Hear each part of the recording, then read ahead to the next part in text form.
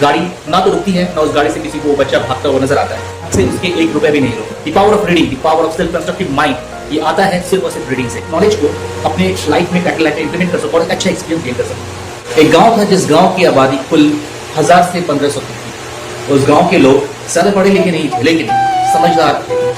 एक दिन उस गांव में एक सूट बूट पहना हुआ आदमी आता है।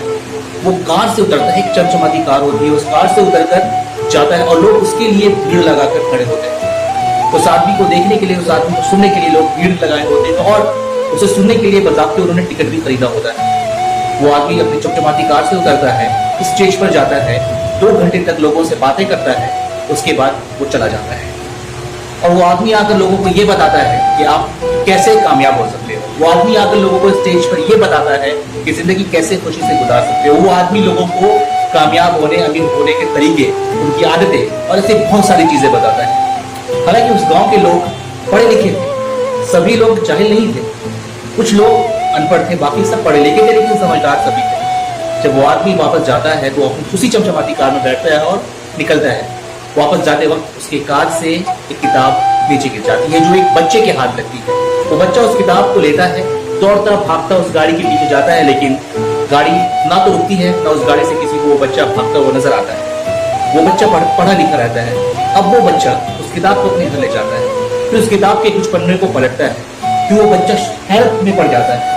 उस बच्चे को किताब में वही बातें लिखी मिलती है जो बातें वो आदमी स्टेज पर खड़ा होकर कह रहा था लोगों से।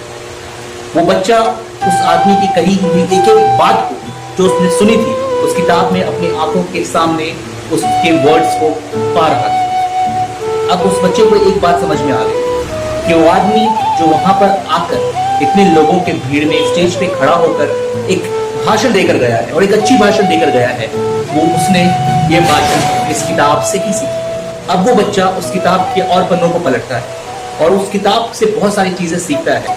अब कुछ दिन बाद वो बच्चा अपने गांव में नहीं बल्कि किसी और गांव में जाता है और लोगों से सेम चीजें कहता है कि मैं आकर आप लोगों को बताऊंगा कि कैसे कर सकते हैं, कैसे कामयाब हो सकते हैं, कैसे खुश रह सकते हैं, कैसे कामयाबी के तरीके क्या है, ये सारी चीजें बताऊंगा। मैं आपसे उसके 1 रुपए भी नहीं लूंगा। लोग खुश हो जाते हैं और वो बच्चा कुछ दिनों बाद उसी तरह अपनी तैयारी करता है, उस किताब को पढ़ता है और एक दूसरे गांव में जाता है जहां उसे सुनने के लिए उतने लोग तो नहीं जितने उस चमचमाती कार से उतरे हुए शख्स के लिए आए थे, उतने नहीं, पर कुछ लोग जरूर आते हैं। जब वो लोग आते हैं तो बच्चे से बहुत इंप्रेस हो जाते हैं कि बच्चा जो भी कहता है वो कहीं से पढ़कर कह रहा है। लोगों को उसकी बातें अच्छी लगती है, लोग उसे और सुनना चाहते हैं। बच्चा ऐसा कई दफा अलग अलग गाँवों में करता है और फिर वो बच्चा उन चीजों को करते करते सेम वही लॉजिक अपनाता है जो उस चमचमाती कार से उतरे हुए शख्स ने अपनाई थी।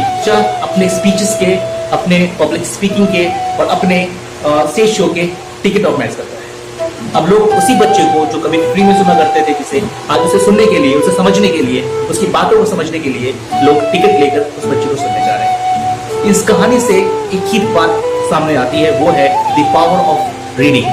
पढ़ने की जो कुवत है और पढ़ने के जो फायदे हैं ये आज हमारा भूल बैठते हैं।